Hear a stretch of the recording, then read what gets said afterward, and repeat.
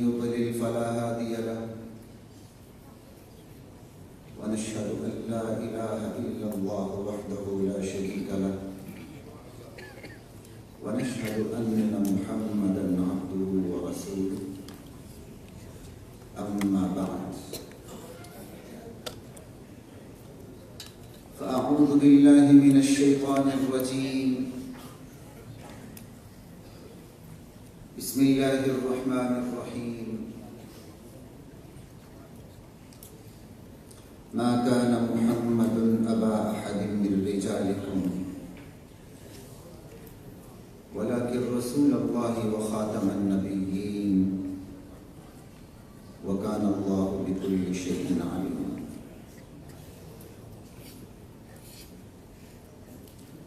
محمد رسول اللہ صلی اللہ تعالی علیہ وآلہ وسلم تم مردوں میں سے کسی کے باپ نہیں، لیکن اللہ کے رسول ہیں، آخری نبی۔ حضرات محترم،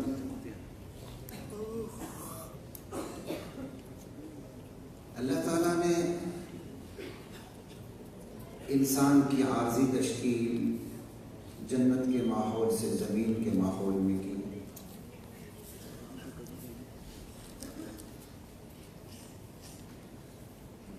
اور انسان کی روحانی تربیت اور اس کی اصلاح کے لیے انسانوں میں سے ہی منتخب ترین ہستیوں کا اہم ترین پاکیزہ ترین ہستیوں میں سے چند ہستیوں کا انتخاب کیا۔ نبوت کے اہل تو اور بھی بہت سے تھے، لیکن جو نبوت کے اہل تھے ان میں سے اللہ تعالیٰ نے ایک بہت بڑی تعداد کا انتخاب انسانیت کی اصلاح کے لیے کیا، اور اس کا آغاز آدم علیہ السلام سے ہوا۔ آدم علیہ السلام پہلے نبی اور پوری انسانیت کے جد امجد، نبی علیہ السلام آخری نبی اور پوری انسانیت کے لیے آخری نبی۔ انسانیت کی اصلاح کے لیے نبی علیہ السلام سے پہلے محدود دائرے میں انبیاء تشریف لاتے رہے، آبادی کم تھی، امتوں کا دائرہ بہت چھوٹا تھا۔ وَكَذَلِكَ بَعَثْنَا فِي كُلِّ أُمَّةٍ رَسُولًا، ہر امت میں اللہ تعالیٰ نے نبی کو بھروس۔ اس امت کا دائرہ کیا تھا اللہ جانتا ہے، لیکن اللہ کی سنت بتاتی ہے آبادی بڑھتی گئی، ترقی ہوتی گئی، امتوں کا دائرہ بڑھتا چلا گیا۔ آنے والے نبی چھوٹے سے بڑے دائرے کی طرف آتے چلے گئے، یہاں تک کہ آخری نبی محمد رسول اللہ صلی اللہ علیہ وسلم۔ اب آپ دیکھیں یہ چند سو سال میں ایسا ہوا ہے کہ دنیا کا دائرہ اتنا وسیع ہو گیا ہے، آپ یہاں آرام سے بیٹھ کر دنیا کے آخری کونے تک اپنا پیغام صرف 1 سیکنڈ میں پہنچا سکتے ہیں۔ اللہ کی نبی آخری نبی کا دائرہ بھی تمام انبیاء کی محنت کے دائرے سے زیادہ وسیع، اور اللہ تعالیٰ نے اس کا انتظام بھی کر دیا۔ ذرائع ابلاغ کی ترقی کہاں سے کہاں پہنچ رہی ہے، اختصار کے ساتھ میں اپنے موضوع پہ ہی رہوں گا، وقت بھی بہت اوپر گزر چکا ہے۔ اور آدم علیہ السلام سے انسانیت کا آغاز ہوا۔ آدم علیہ السلام سے جب انسانیت کا آغاز ہوا تو انسانیت اپنے ابتدائی مرحلے میں تھی، ابتدائی مرحلہ گزر گیا، انسانیت کا دوسرا مرحلہ بھی گزر چکا۔ نبی علیہ السلام کی جب بعثت ہوئی تو نبی علیہ السلام کی آمد اس بات کی علامت تھی کہ اب انسانیت اپنے آخری مرحلے میں داخل ہو چکی ہے، اس کے بعد کسی نبی نے آنا نہیں، اس کے بعد صرف قیامت برپا ہوگی۔ اس مضمون کو نبی کریم صلی اللہ علیہ وسلم نے ایک حدیث میں بیان فرمایا، بعثت انا والساعة کہاتین، کہ میں ایک ایسے وقت میں بھیجا گیا ہوں کہ میری اور قیامت کی مثال یوں ہے۔ آپ نے اپنی دونوں انگلیوں سے اس طرح اشارہ فرمایا کہ میرے بعد کسی نبی نے آنا نہیں، میرے بعد قیامت آئے گی۔ دنیا میں عارضی تشکیل اللہ تعالیٰ نے کی اور اس دنیا نے اپنی اختتام تک پہنچنا ہے۔ دنیا میں انسانوں کی اصلاح کے لیے انبیاء کا سلسلہ جاری ہوا۔ جب دنیا نے ختم ہونا ہے تو عقلی تقاضا ہے نبوت اور رسالت بھی اپنے اختتام کو پہنچے۔ اللہ کی حکمت کا تقاضا یہ ہوا، اللہ تعالیٰ نے نبوت اور رسالت کا اختتام محمد الرسول اللہ صلی اللہ علیہ وسلم کی ذات بابرکات پہ کیا۔ انا خاتم النبیین لا نبی بعدی ولا رسول بعدی ولا امت بعد امتی، میں آخری نبی ہوں، میں آخری رسول ہوں، میرے بعد کوئی نبی نہیں، میرے بعد کوئی رسول نہیں، میری امت کے بعد کوئی امت۔ اب نبوت کا جو اختتام ہے، ختم نبوت، یہ ہمارے بنیادی عقائد میں شامل ہے۔ اس عقیدے پہ پہرا دینا ہر مسلمان پر نماز کی طرح فرض ہے۔ لیکن سوال یہ ہے حضرات محترم کہ اس عقیدے پر پہرا کیسے دیا جائے۔ میرا آج چھوٹے سے محدود وقت میں اسی عنوان پہ فوکس کروں گا کہ عقیدے ختم نبوت پر پہرا کیسے دیا جائے، چوکیداری کیسے دی جائے۔ اللہ کی ذات مجھے، آپ کو، ہم سب کو اللہ ہماری غیرت و حمیت کو بیدار فرمائے۔ براہ راست میں اپنے موضوع کی طرف آتا ہوں کہ ختم نبوت پر پہرا کیسے دیا جائے۔ قرآن کریم کا جو میرا محدود مطالعہ ہے، میں نے قرآن کریم میں ایک آیت ایسی دیکھی جو اس حوالے سے مختصر ترین مگر جامع ترین ہے۔ اہل علم بیٹھے ہوئے، یا ایھا الذین آمنوا اطیعوا اللہ واطیعوا الرسول واولی الامر منکم فإن تنازعتم فی شیء فردوه إلی اللہ والرسول ان کنتم تؤمنون باللہ والیوم الآخر ذلک خیر واحسن تأویلا۔ ایمان والو، اللہ کی مان کے چلو، اللہ کے رسول کی مان کے چلو۔ اگر تم میں اختلاف رائے ہو جائے، تم میں سے جو اہل اختیار ہیں ان کی مان کے چلو، اور تم میں سے جو اہل اختیار ہیں ان کا آپس میں اختلاف ہو جائے تو اپنے اختلاف کو اللہ اور اس کے رسول کی طرف لوٹا دیا کرو۔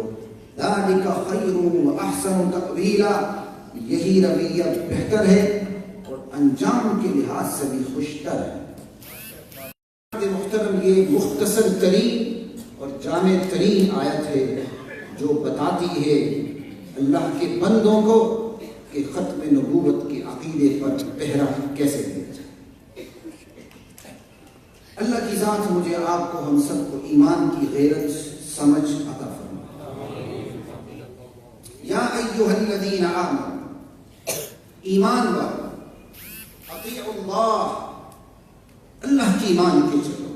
100% درست، لیکن اس کے بالکل برابر ہی میں اسی آیت کے اندر ایک اور بہت بڑی حقیقت کا اعلان ہے۔ وہ اعلان کیا ہے؟ سنیے، اللہ کی اطاعت کرو، اللہ کے رسول کی اطاعت کرو۔ حضرات محترم، اطاعت کب ہوگی؟ جب حکم ہوگا، جب ہدایات موجود ہوں گی، جب ڈائریکشن ہوگی، جب پیغام ہوگا، اطاعت تبھی ہوگی نا، اس سے پہلے تو نہیں ہوگی۔ تو اطیعوا اللہ واطیعوا الرسول، اس سے پتہ چلا وحی موجود ہے۔ وحی کیا ہے؟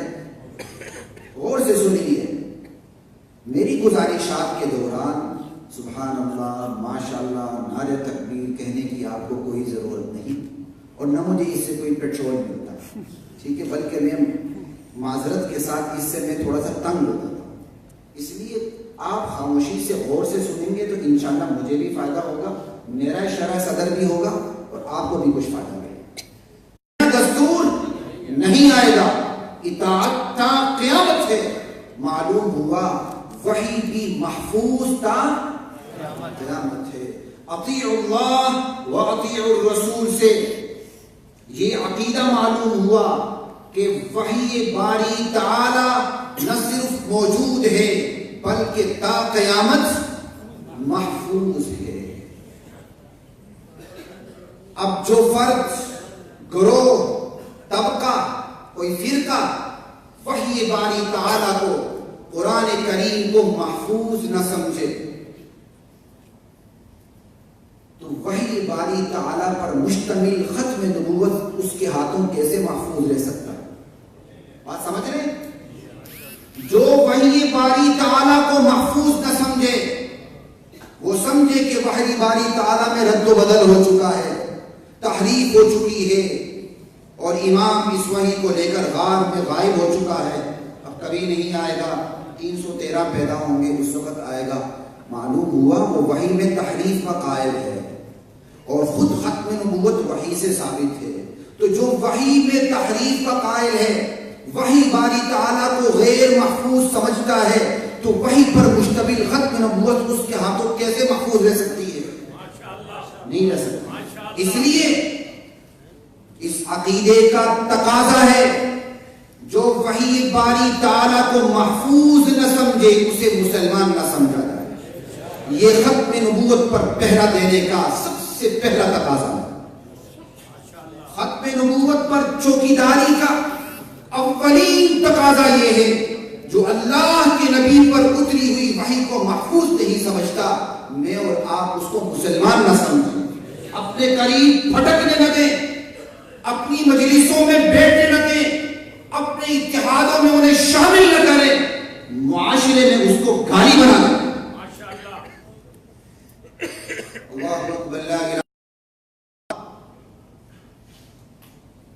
اسلاف کی ماضی کی قربانیوں کی بدولت آج قادیانیوں کے بارے میں بات کرنا بہت آسان ہے، لیکن اس وقت جس غیرت کی، حمیت کی ضرورت ہے اس غیرت و حمیت کا مظاہرہ کرنا چاہیے، ڈرامے نہیں کرنے چاہیے، اس غیرت و حمیت کا مظاہرہ کرنا چاہیے.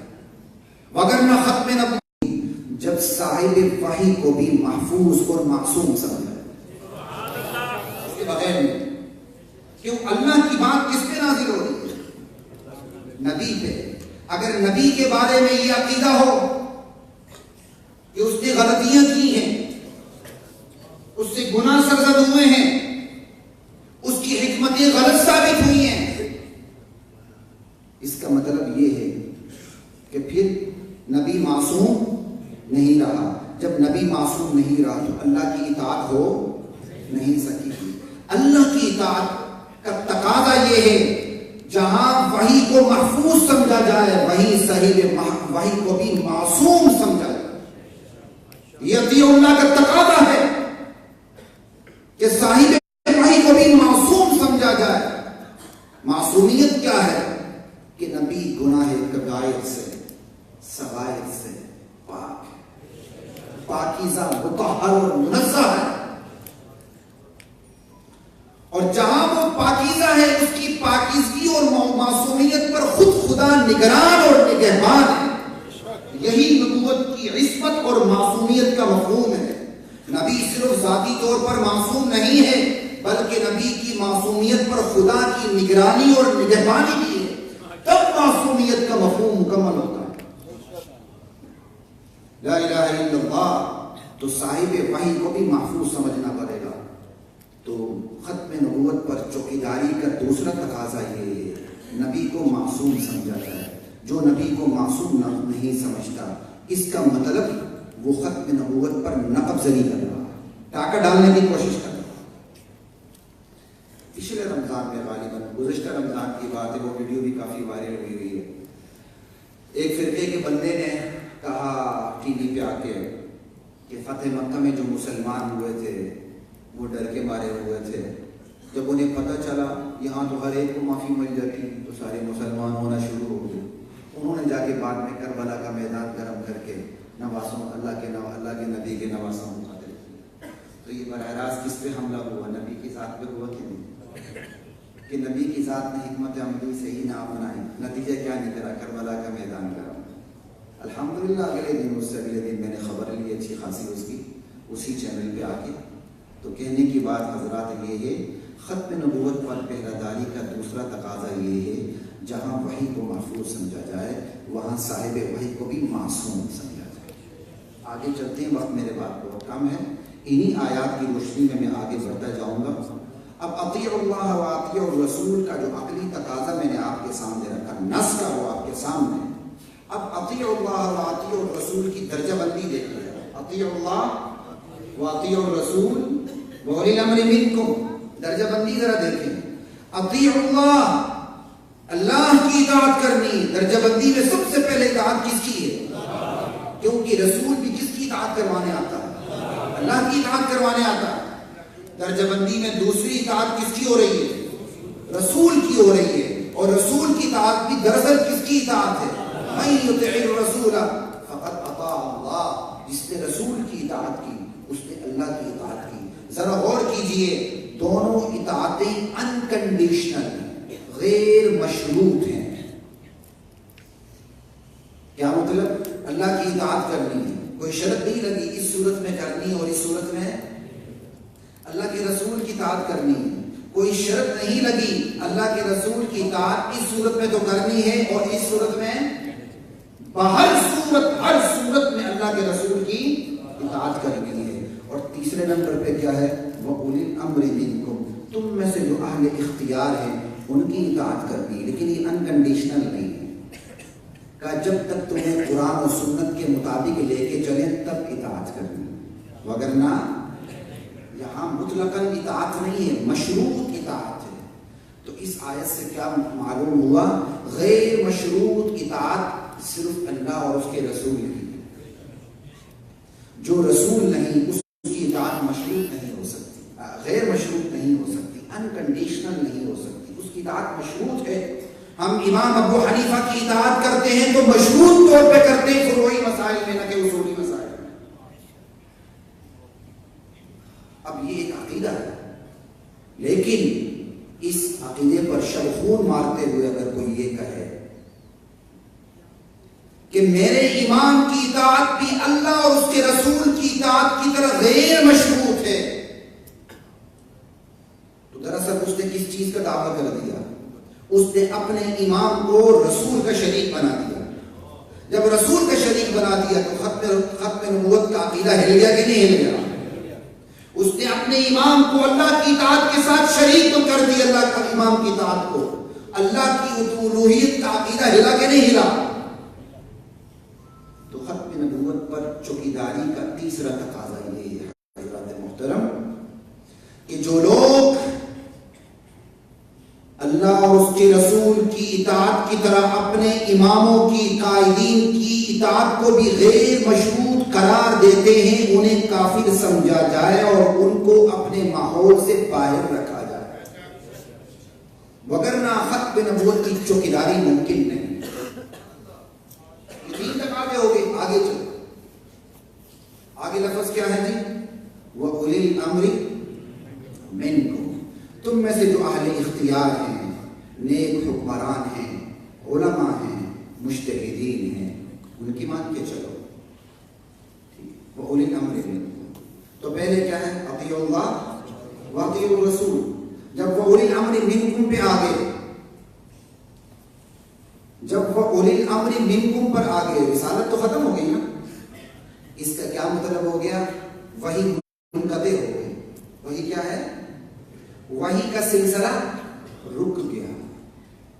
یہ ہمارے عقیدے میں شامل ہے کہ نبی علیہ السلام پر نبوت اپنے اختتام کو پہنچی، اور جیسے ہی نبوت اختتام کو پہنچی اللہ کے نبی اس دنیا سے تشریف لے گئے، وحی کا دروازہ بند ہو گیا، چیپٹر کلوز ہو گیا.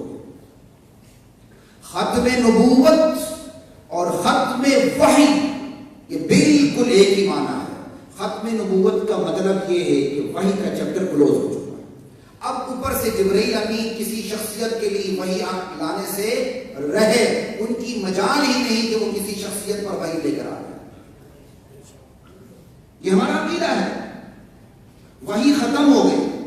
اب اگر جو لوگ یہ سمجھتے ہیں کہ نبی علیہ السلام پر نبوت تو ختم ہو گئی لیکن وحی کا سلسلہ جاری ہے،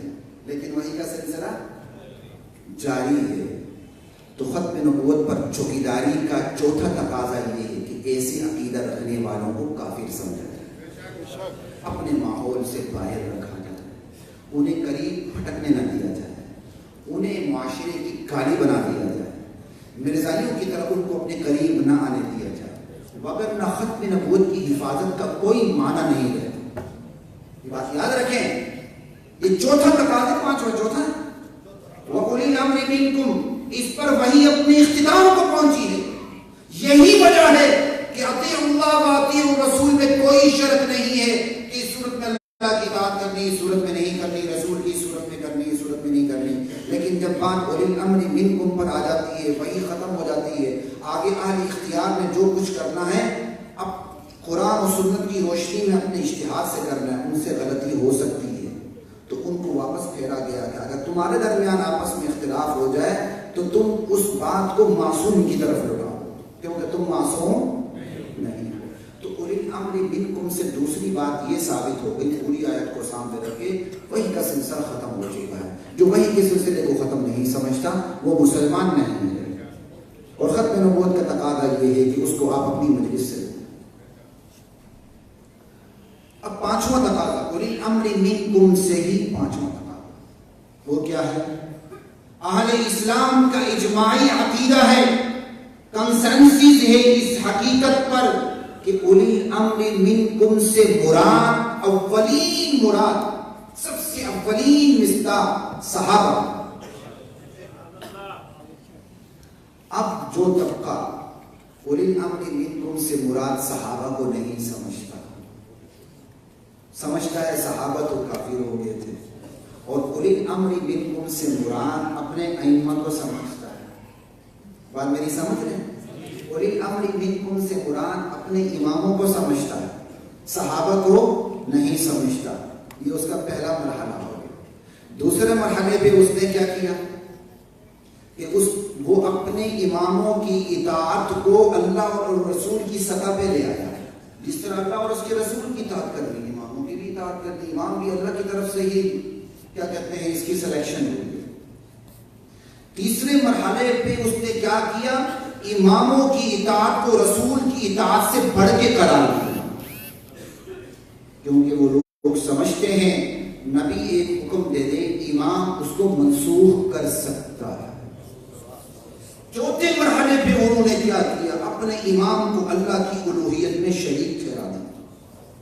جس طرح اللہ کائنات چلا رہے ہیں، امام بھی ان کی کائنات چلا رہے ہیں. یہ وَأُولِي الْأَمْرِ مِنْكُمْ کا جو اصل مصداق ہے، جس پر اجماع امت ہے، اس کو ہٹا کے اپنا معنی پیدا کیا. اور ایسا عقیدہ رکھنے والے کون ہیں؟ ختم نبوت کے منکر ہیں. اور ختم نبوت پر چوکیداری کا تقاضا، پانچواں تقاضا یہ ہے ایسے لوگوں کو اپنی صفوں سے باہر رکھا جائے، اتحاد کے نام پہ اپنی گردنوں پہ ان کو سوار نہ کیا جائے. یہ پانچواں تقاضا. اب تھوڑا سا آگے چلتے ہیں، وقت بھی بہت کم ہے میرے پاس. وَأُولِي الْأَمْرِ مِنْكُمْ. آگے آیت کون سی تھی؟ فَإِن تَنَازَعْتُمْ فِي شَيْءٍ، کیونکہ اللہ اور رسول کی بات ختم ہو گئی. اولی الامر منکم تو امتی ہیں، اب ان کا آپس میں اختلاف ہو سکتا ہے. فَإِن تَنَازَعْتُمْ، اب اولی الامر منکم کی بات ہے، جو تم میں سے اہل اختیار ہے ان کو کہا جا رہا ہے اگر تمہارا آپس میں اختلاف ہو جائے، معلوم ہوا فَإِن تَنَازَعْتُمْ سے کہ وہ معصوم غیر نبی غیر معصوم. فَإِن تَنَازَعْتُمْ سے کیا پتہ چلا؟ جو نبی نہیں وہ معصوم نہیں. ہمارا اتفاقی عقیدہ یہ ہے نبی، صرف نبی معصوم ہے، جو نبی نہیں وہ معصوم نہیں. کیونکہ اگر غیر نبی معصوم ہوتا تو ان کا آپس میں کوئی اختلاف نہ ہوتا، نبی معصوم ہیں، نبیوں میں کوئی آپس میں اختلاف نہیں ہے اصولی مسائل میں، فروعی مسائل میں بھی اختلاف نہیں، وہ تو بھائی تنوع ہے، موقع نہیں آ رہا۔ لا الہ الا اللہ۔ تو فَإِن تَنَازَعْتُمْ نے بتا دیا کہ جو نبی نہیں وہ معصوم نہیں، اور ایک اور لفظ نے بھی بتا دی ہے جو نبی نہیں وہ معصوم نہیں، وہ ہے فَرُدُّوهُ إِلَى اللَّهِ وَالرَّسُولِ۔ اگر تمہارا آپس میں اختلاف ہو جائے تو اس اختلاف کو اللہ اور اس کے رسول کی طرف لوٹا دیا کرو، تو اللہ اور اس کے رسول کی طرف لوٹا دے تو رسول تو معصوم ہو گیا نا، تو غیر معصوم نے اپنے اختلاف کو کس کی طرف لوٹانا ہے؟ خاتم المعصومین کی طرف لوٹانا، اللہ کی طرف لوٹانا۔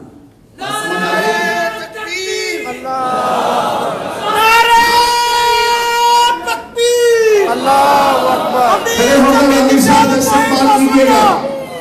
نعرہ تکبیر،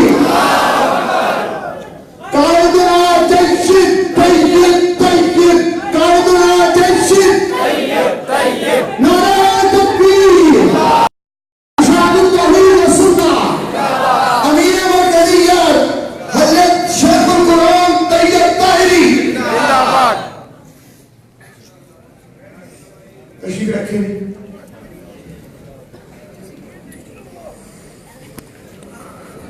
بسم اللہ الرحمن الرحیم۔ تشریف رکھے، میں ذرا 5-10 منٹ میں اپنی بات کو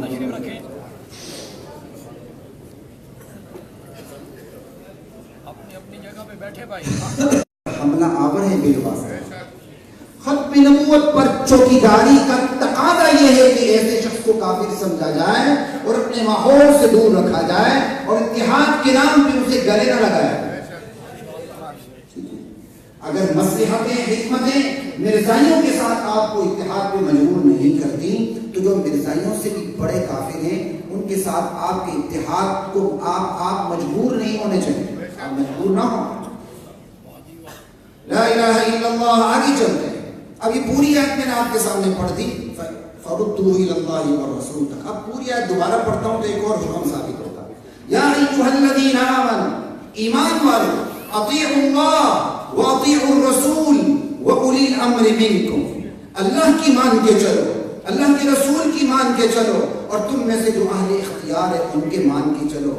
تو اللہ نے انسانیت کی ہدایت کے لیے جن ہستیوں کو بھیجا، یا وہ نبی ہے یا وہ رسول ہے، یا وہ نبی ہے یا وہ رسول ہے، کوئی اور دوسرا منصب نہیں ہے۔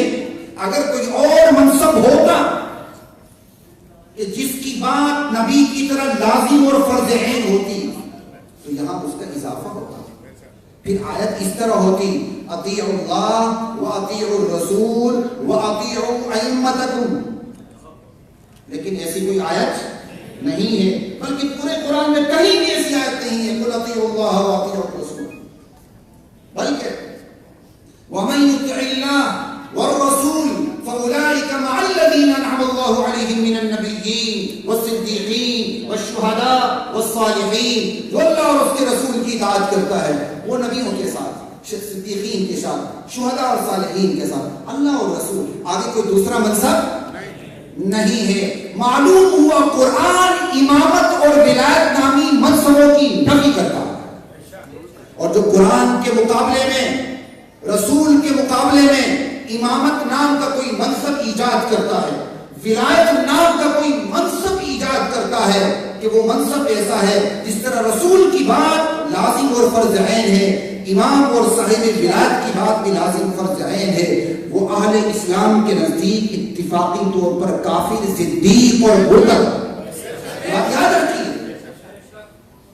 ایک بات یاد رکھیں، صرف نئے عقیدے کا اجرا کفر نہیں ہے، صرف ایک عقیدے کا انکار کفر نہیں ہے، کفر کی کم و بیش 3 قسمیں ہیں، پورے اسلام پہ آپ ایمان لے آئیں، لیکن ایک حکم جو قطعی الثبوت بھی ہے، قطعی الدلالہ بھی ہے، مکمل طور پہ یقینی ہے، اس کا انکار کفر۔ بالکل اسی طرح ایک ایسے نئے عقیدے کو ایجاد کرنا اور اس کو بھی کیا کہتے ہیں اسلام کے بنیادی عقیدے کی طرح اس پر ایمان لانے کو فرض عین قرار دینا، یہ بھی کفر۔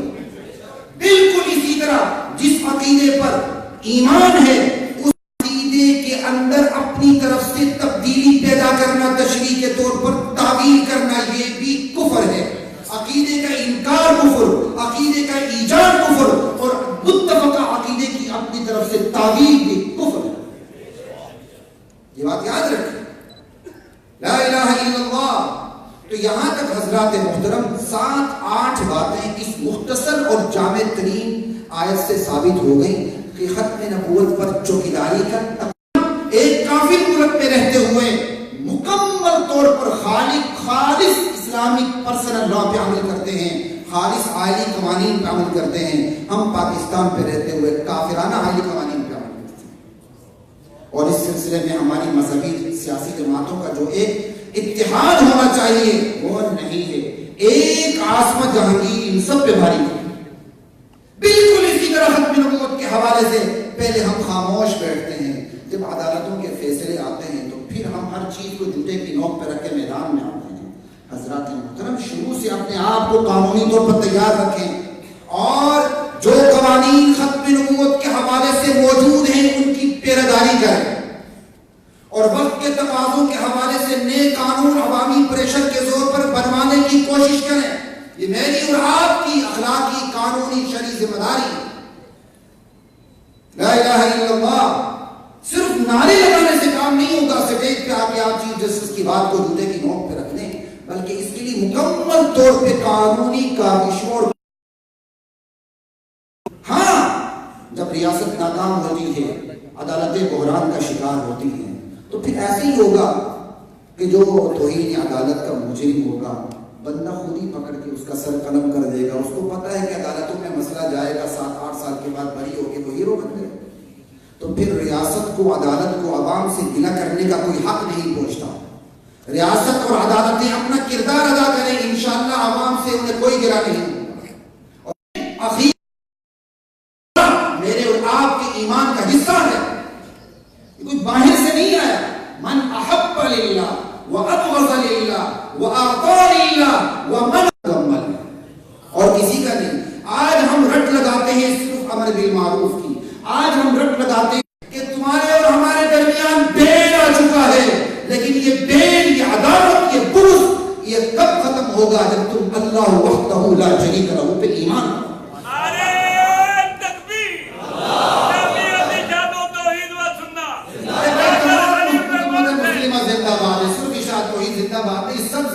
تھوڑا سا سن لو، ختم ہو جاتی ہے.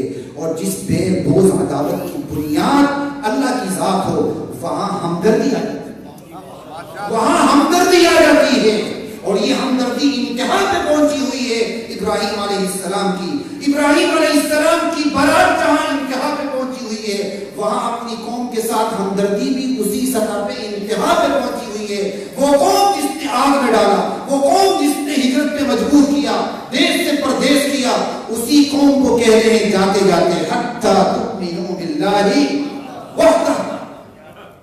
سورہ یاسین میں ہے بندہ قتل ہوتا ہے، جنت میں پہنچتا ہے، کہا یا لیت قومی یعلمون بما غفر لی ربی وجعلنی من المکرمین. وہ بندہ قتل ہوتا ہے، شہید ہوتا ہے، جنت میں پہنچتا ہے، اللہ میاں اس کا اکرام کرتے. کہا ہائے کاش میری قوم کو جو اللہ نے میرے ساتھ معاملہ کیا معلوم ہو جائے. اس کی ہمدردی پھر بھی ختم ہونے میں نہیں آتی. اللہ کی بنیاد پہ جو نفرت ہو وہ ہمدردی کو ختم نہیں کرتی. بندے کی ذاتی بنیاد پہ جو ہمدردی ہو، نفرت ہو، وہ ہمدردی کو ختم کر دیتی ہے. آپ کمرے میں بیٹھے ہوئے ہیں، وہاں انسانی گوبر پڑا ہوتا ہے، آپ کو بڑی سخت نفرت ہوتی ہے. وہ سخت نفرت آپ کو کس چیز پہ آمادہ کرتی ہے؟ گندگی صاف ہو جائے. بالکل اسی طرح کسی کے دل میں کفر و شرک کی نجاست کی گندگی بڑی ہوئی ہے، ختم نبوت کے خلاف گندگی بڑی ہوئی ہے. اب آپ کو شدید نفرت ہوتی ہے. اس شدید نفرت کا تقاضا کیا ہے؟ وہ ہمدردی کی سطح پر ابھرتا ہے کہ آپ پوری اپنی جان تن من دل لگا دیتے ہیں کہ اس کے اندر سے وہ گندگی، وہ بدبو ختم ہو جائے. حضرات محترم آخری 1-2 منٹ کی بات یہ ہے، بعض حضرات یہ بلکہ بہت اچھے خاصے بہت بڑے عالم، بلکہ عالم میری بہت بڑے مدرس کو تو بڑے بلاغ ہوتا ہے نا، مدرس کو تو بڑا عبور حاصل ہوتا ہے. بہت بڑے مدرس اور بہت بڑے عالم دین جو ملک کی سطح پر پہچانے جاتے ہیں، ایک دفعہ انہوں نے اسی طبقے کے متعلق بات کرتے ہوئے کہا، مرزائیوں کے علاوہ جو معنوی طور پر ختم نبوت کا انکار کرتے ہیں، ان کا حوالہ دیتے ہوئے کہنے لگے، دیکھیں ان کے ساتھ وہی معاملہ کرنا چاہیے جو معاملہ ہمارے وہ زندیق اور مرتد ہے، وہ ہمیں کافر سمجھ کے اپنے آپ کو مسلمان سمجھتے ہیں۔ تو یہاں سے میرا پیغام ہے مولانا کے لیے، مولانا آج کے منافقین مدینہ پہ قیاس کرنا قیاس مان فارغ ہے۔ آج کا منافق زندیق اور مرتد ہے، اس کا وقت کا منافق سادہ منافق تھا۔ عبداللہ بن ابی بڑا سادہ منافق تھا اس کے مقابلے میں، ٹھیک ہے؟ تو اس کو اس پر قیاس مت کریں۔ جس طرح مرزائی زندیق اور مرتد سے آپ کی حکمت اجازت نہیں دیتی کہ اس کو قریب بھٹکا جائے، اور آپ مدینہ کی مثال پیش نہیں کر سکتے کہ جس طرح منافقین مدینہ کے ساتھ